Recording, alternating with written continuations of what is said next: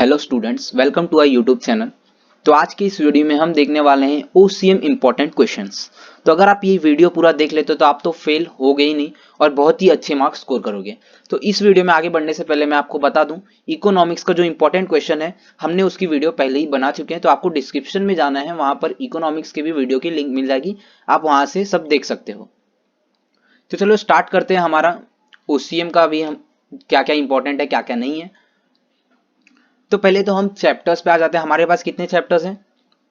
Total 8 chapters हैं। अब 8 chapters है, देखो उनका मार्क्स देखो। फर्स्ट जो चैप्टर है उसका 7 मार्क है, सेकंड जो चैप्टर है उसका 12 मार्क है। तो देखो ये बहुत ही इंपॉर्टेंट है, ये 12 मार्क्स वाला। सेकंड चैप्टर कितने मार्क का है? 12 मार्क का है। और यहाँ पर फोर्थ चैप्टर कितने मार्क का है? 20 मार्क का है। एंड 8 चैप्टर है 15 मार्क का। तो देखो ये बहुत ही इंपॉर्टेंट चैप्टर्स हैं। तो मैं आपको सब बताऊंगा क्या क्या पढ़ना है। मैं पहले तो ये आपको वेटेज देख लेना है, अगर आपको लिखना है तो स्क्रीनशॉट भी ले सकते हो या फिर पॉज करके लिख लो। तो इतना क्लियर है। तो देखो आप फेल कैसे नहीं हो सकते, पहले वो देख लेते हैं। तो हमारा जो क्वेश्चन आता है पेपर में, वो क्वेश्चन नंबर 1 में हमारा कोई भी 4 सब क्वेश्चंस लिखना रहता है हमें। यहाँ पर जे तक दिया, इसमें से कोई भी 4 पूछे जाएंगे आपको एग्जाम में, और हर एक सब क्वेश्चन रहेंगे 5 मार्क के। हर एक सब क्वेश्चन रहेंगे 5 मार्क के। तो हमारा जो ऑब्जेक्टिव है वो कितने मार्क का हो जाता है? टोटल 20 मार्क का हो जाता है। ऑब्जेक्टिव में आपको 20 मार्क्स मिल जाते हैं यहाँ पे। अगर आप कुछ कुछ रॉन्ग भी कर देते हो, आपको पूरे ऑब्जेक्टिव्स पढ़ने हैं, तो भी आप यहाँ पे 10 मार्क्स तो स्कोर कर ही सकते हो आराम से ऑब्जेक्टिव्स में। तो मैं इतना मान के चलता हूँ आपने 10 मार्क्स यहाँ पर स्कोर कर लिया है। ओके। और आप जो क्वेश्चन नंबर 8 देख सकते हो यहाँ पर, answer the following long answer. तो ये जो लॉन्ग आंसर है वो 8 मार्क का आता है। तो ये 8 मार्क मैं आपको बताऊंगा कौन से क्वेश्चन यहाँ पर आएंगे। तो आप ये भी बहुत ही इजीली स्कोर कर सकते हो। अगर आप यहाँ पर 6 to 7, अगर 6 भी स्कोर करते हो तो कितना हो गया? आपने वहां पर कितना स्कोर किया था? 10, और ये हो गया 6। तो 10 प्लस 6, आपने 16 मार्क्स स्कोर कर लिए। और आपको ना प्लस 20 मार्क्स तो आपको कॉलेज से मिलते हैं। तो यहाँ पर हो जाता है 36 आपको टोटल मार्क्स मिल गए। अगर आपको 20 मार्क्स पूरे नहीं भी मिलते कॉलेज की तरफ से, तो ये यहाँ पर आप देख रहे हो ना डिफरेंस बिटवीन। इसमें मैं आपको ऐसे क्वेश्चंस बताऊंगा डिफरेंस बिटवीन का, कि आपको अगर वो क्वेश्चन आप पढ़ते हो तो आप सारे डिफरेंस बिटवीन अटेम्प्ट कर सकते हो, पूरे के पूरे 3। यहाँ पे 3 अटेम्प्ट करना रहता है आउट ऑफ 4 में से। तो ऐसे मैं बताऊंगा आप ये पूरे अटेम्प्ट कर सकते हो। तो अब वो क्वेश्चन क्या क्या है, हम क्वेश्चन देखते हैं, इंपॉर्टेंट क्वेश्चन। तो chapter number 1, principles of management. Principles of management ये बहुत ही इंपॉर्टेंट चैप्टर है। देखो आपको इसमें क्या क्या पढ़ना है। यहाँ पर आपको पढ़ना है first, explain the 14 principles of management given by Henry Fayol. जितने प्रिंसिपल्स हैं आपको अच्छे से पढ़ लेने हैं। और प्रिंसिपल्स ऑफ साइंटिफिक मैनेजमेंट ये भी पढ़ना है। Third, explain the natures of principles of management, ये भी आपको पूरा अच्छे से पढ़ना है। And question number 4, explain the significance of principles of management. तो चैप्टर नंबर 1 में आपको ये 4 क्वेश्चंस आपको पढ़ने हैं। चैप्टर नंबर 1 हो गया हमारा। Chapter number 2, functions of management. इसमें आपको क्या पढ़ना है? देखो ये मैंने जो लिखा हूं यहाँ पर POSDCC, ये इसका मतलब क्या है? Planning, organising, staffing, directing, controlling and coordinating. उसके आपको उसका तो पहले मीनिंग पढ़ना है या फिर डेफिनेशन, और उसके इंपॉर्टेंस पढ़ने हैं। देखो आपको क्या करना है, इंपॉर्टेंस तो आप पढ़ोगे। ये मैंने इतने सारे इसलिए दिए हैं पूरे, क्योंकि ना आप इसको ना अलग अलग क्वेश्चन, अलग अलग आंसर नहीं पढ़ोगे तो भी चलेगा। ऐसे कॉमन पॉइंट्स हैं कि अगर आप प्लानिंग का पढ़ते हो ना तो आप सब में लिख सकते हो वही कॉमन पॉइंट सब में। सिर्फ आपको डेफिनेशन एक एक ही याद रहना चाहिए बस। और ये बहुत ही इंपॉर्टेंट है, इसमें से कौन सा भी आ सकता है, तो हमें इस पे रिस्क नहीं लेना है, आपको ये पूरा पढ़ के जाना है। तो चैप्टर नंबर 2 में आपको इतना ही पढ़ना है। Chapter number 3, entrepreneurship development. अब इसमें आपको कैरेक्टरिस्टिक्स पढ़ने हैं एंटरप्रेन्योरशिप के। Question number 1। Question number 2, functions of entrepreneurship development, और third, explain entrepreneurship development programme. ये 3 क्वेश्चन आपको चैप्टर नंबर 3 से पढ़ने हैं। अब चैप्टर नंबर 4 है हमारा बिजनेस सर्विसेज। बिजनेस सर्विसेज, तो इसमें आपको देखो वेयर हाउस और उसके टाइप्स पढ़ने हैं, बैंक और बैंक के टाइप्स पढ़ने हैं, और मोस्ट इंपॉर्टेंट आपको व्हाट इज इंश्योरेंस और उसके प्रिंसिपल्स क्या हैं ये भी पढ़ना है, और what is life insurance and it types, what is fire insurance and it types, and marine insurance और उसके भी टाइप्स। और जो क्वेश्चन नंबर 7 है, explain the functions of warehouses. Question number 8, explain the secondary function of a commercial bank. देखो यहाँ पर 8 question इसलिए आपको ज्यादा लग रहे होंगे ये चैप्टर के, लेकिन आपको ये पढ़ना ही पड़ेगा इतने। क्यों? देखो चैप्टर नंबर, ये कौन सा चैप्टर है? चैप्टर नंबर 4 है।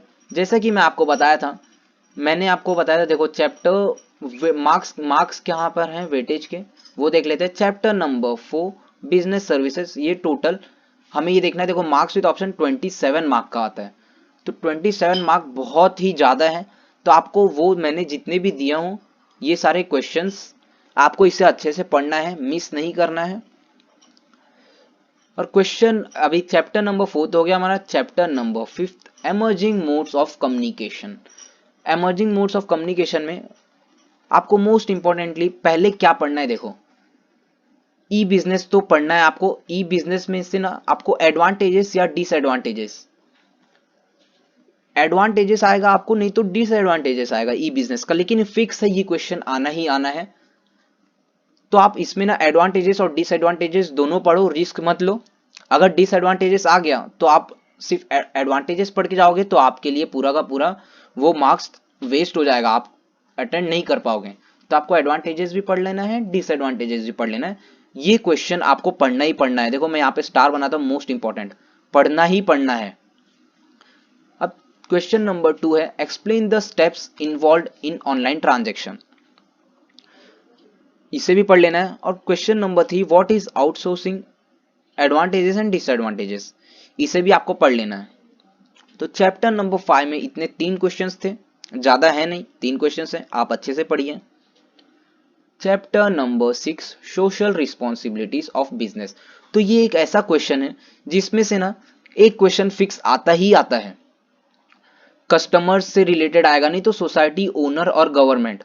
तो इसके लिए मैंने चारों भी दिया हूं, आपको इसमें कंजूसी नहीं करनी, आपको सब पढ़ने हैं।